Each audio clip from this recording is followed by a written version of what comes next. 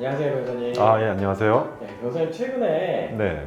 시세 조종 사건 무죄 확정 받으셨다고 하셨는데, 네, 맞습니다. 정말 축하드립니다. 예, 감사합니다. 제가 맡았던 사건은 뭐 일반적인 시세 조종 사건이랑 같습니다. 이 당사자들끼리 공모를 해가지고 주식 시세를 갖다가 뭐 높이거나 낮추거나 해서 범죄를 저질렀다는 부분인데, 수사기관에서 이 수사 결과 공소 제기를 했던 근거는 이 공모, 특히 공모 중에 순차적으로 공모를 해서 이 시세 조정 행위를 했다라는 부분이었고, 제가 이제 방어를 했던 그 주장, 즉 논리는 공모 자체를 한 적이 없고 순차적으로 공모를 하지도 않았으며 결정적으로 이 실행행위, 이 범죄 시세 조정 행위를 하지 않았다는 겁니다.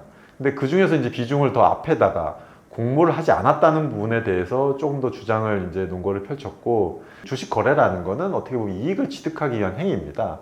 그래서 이익 취득을 위한 목적으로 주식 거래를 행한 거지, 누군가와 이제 이 통화를 하거나 아니면 뭐 사전에 얘기를 해서 거래 자체를 가지고 가장 행위를 만들었다거나 아니면 뭐 그거에 대해서 오인하는 행위를 만들었다거나 이렇게 하지 않았다는 게 그 재판에서 받아들여져 가지고 그 부분이 최종 고등법원에서 무죄로 확정된 사건입니다.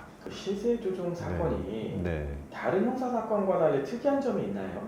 시세 조종 사건 같은 경우에는 일단은 경찰에서 수사가 이루어지는 경우보다는 대부분 이제 한국거래소에서 최초 확인이 되고, 그걸 이제 금융감독원으로 통보를 하고 금감원에서 1차적인 이제 조사를 한 다음에 그 검찰에다가 고발 조치를 취하는 경우인데, 저희 나라 같은 경우에는 이제 서울 남부지방검찰청에 지금 현재 이제 만들어진 증권범죄합동수사단이라고 해서 아예 이런 시세 조정 사건을 전문적으로 하는 이제 수사단이 있는데, 제가 했던 사건은 그 전에 잠시 이게 임시적으로 없을 때 금융범죄 이제 관련 조사하는 이제 이 부서에서 진행을 했던 사건입니다.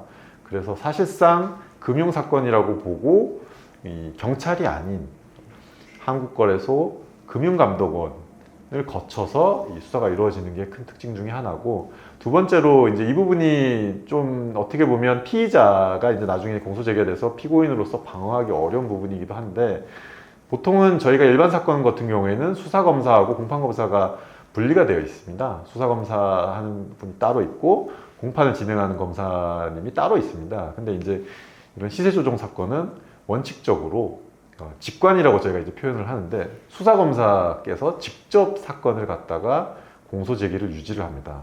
그렇기 때문에 어떻게 보면 이제 피의자나 피고인 입장, 상대방 입장에서는 굉장히 방어하기가 좀 더 난이도가 있다라고 볼 수 있는 그런 사건이고, 이제 마지막으로 한 가지 좀 뭐 경제 사건에서 요즘엔 많이들 검찰에서 하긴 하는데, 그 공소 제기 전부터 이제 재산을 갖다 동결을 시켜 놓는 겁니다. 일명 추징 보전이라고 하는데, 시세 조정 사건에 대해서는 실현이익, 뭐 미실현 이익을 다 계산을 해가지고 부당 이득을 취한 부분에 대해서 피고인에 대한 재산, 특히 뭐 부동산, 확보 가능한 뭐 예금, 뭐 이런 부분에 대해서 사전에 재산을 동결 조치를 해놓는 게 큰 특징이라고 할 수 있습니다.